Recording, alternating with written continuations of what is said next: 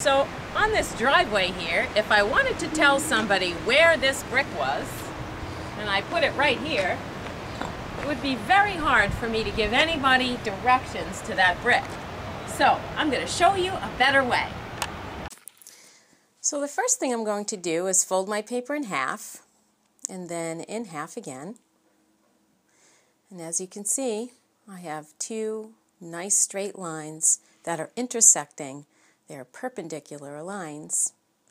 I'm just going to take this pen and darken them so we can see them a little better. Okay, now I'm continuing the pattern of lines, going horizontally. Notice that they're equidistant apart. If I were to measure in between each of those lines, it would be the same exact distance. Okay, these lines are all parallel to one another, but they're perpendicular to the vertical lines. Now I'm just going to continue the same process for all the vertical lines.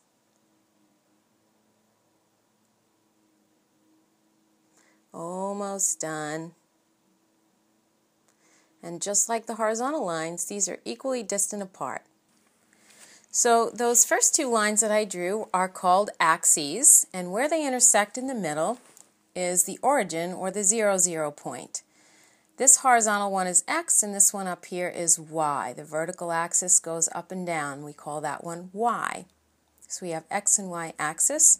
Center point is 0, 0. That's positive 1, positive 2, positive 3, negative 1, negative 2, negative 3, positive 1, positive 2, positive 3, positive 4, negative 1, negative 2, negative 3, negative 4. Done. And there it is, the Cartesian coordinate.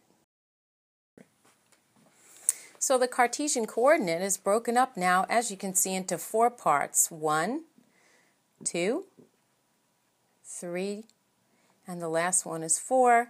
And they're called quadrants because quad means 4. There are 4 of them. 1, 2, 3, 4, going counterclockwise. So if I had this piece of paper and I wanted to put a brick on it and give someone directions, it would be very hard to do because I have no point of reference, just like your sticker activity.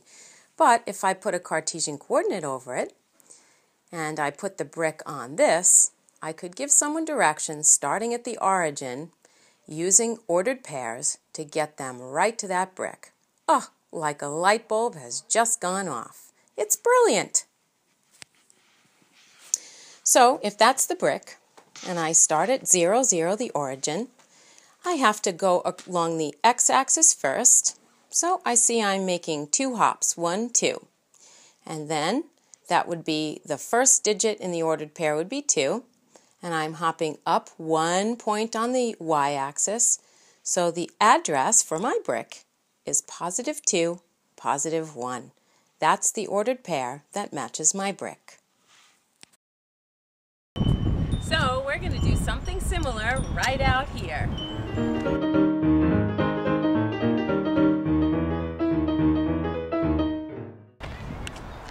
So I just made our first 2 axes.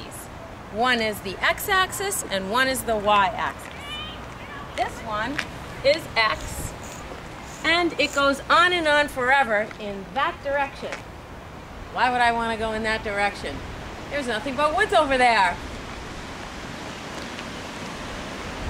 This side also goes forever and ever in that direction, which might be a better direction.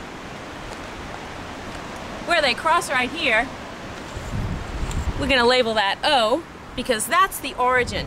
This is where it all begins. This one goes on forever in that direction. If I go that way, I'm going to smack into Taylor. This is called the y-axis. This side also goes on forever and ever in that direction. And that's my house over there. So when I get really tired, I'm going that way.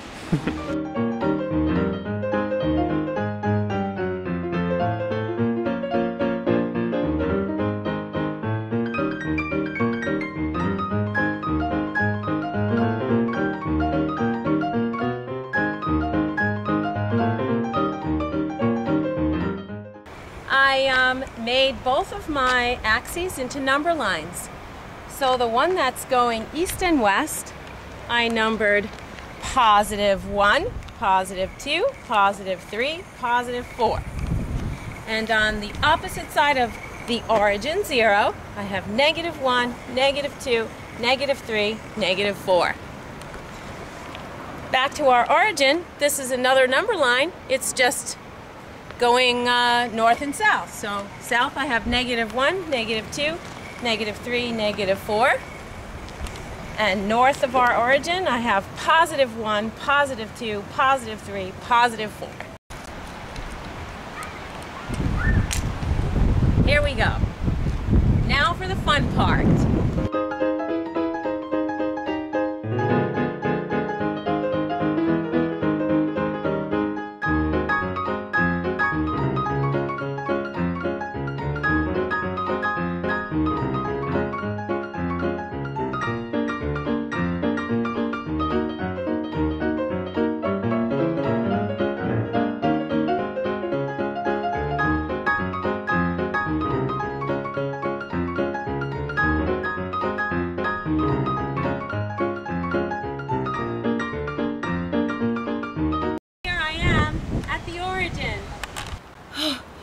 That was exhausting. Okay, come with me. I have some more to tell you. So here I am, back at the origin, 0, where it all begins. When I look around me, I have negative and positive numbers in all different colors. So I'm going to start up here in this blue section. When I stand here, I have positive numbers here and positive numbers here. That's a unique feature of this quadrant. We call this a quadrant because I have 4 definite areas in my design. This is quadrant 1. It's one of 4 quadrants. It gets its name from a Roman numeral 1. It's the first quadrant. This blue one is positive and positive. When I move over here to this one, the yellow quadrant, I see I have negative numbers there and positive numbers here. This is the second quadrant. Using the Roman numeral 2. Coming down here to this orange spot, this is my favorite one. It has negative numbers to my left and negative numbers back here. It's the negative quadrant, and it gets the number 3.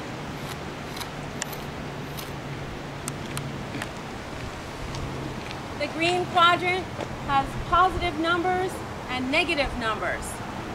It's the positive quadrant, and it gets the number 4. And there you have it, the Cartesian coordinate. So hey, I need to get all the way over there to that brick. So here I am at the origin. To get to that brick, I always have to walk along the horizontal axis first. Remember, that's the x-axis. So I want to get over there. I'm going to take 1, 2 steps this way because now I'm right in line with my brick.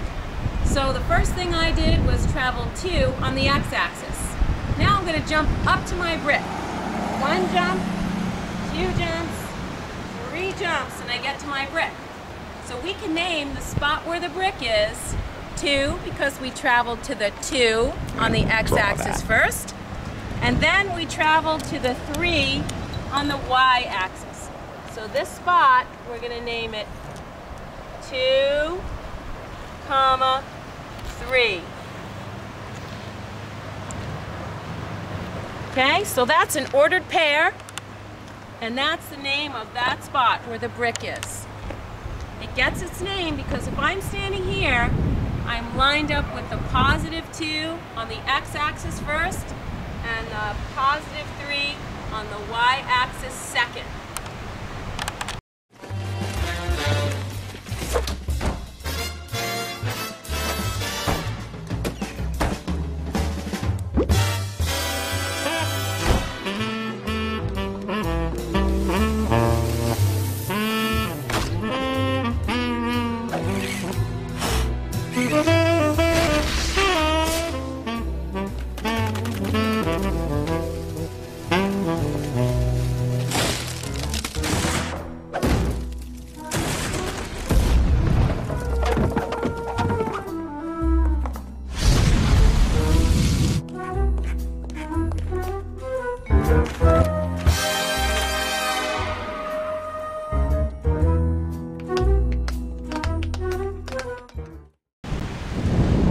was pretty good, but... Of course it was.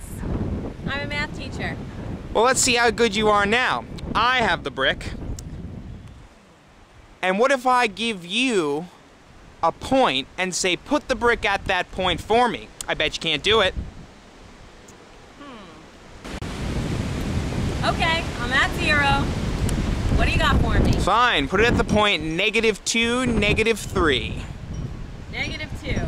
Okay. I know I have to go on the horizontal axis first. That's the one that goes left and right, east and west. So I'm going to go over -2. And then you said -3? -3. -3 is south. That's down my y-axis. So 1, 2, 3.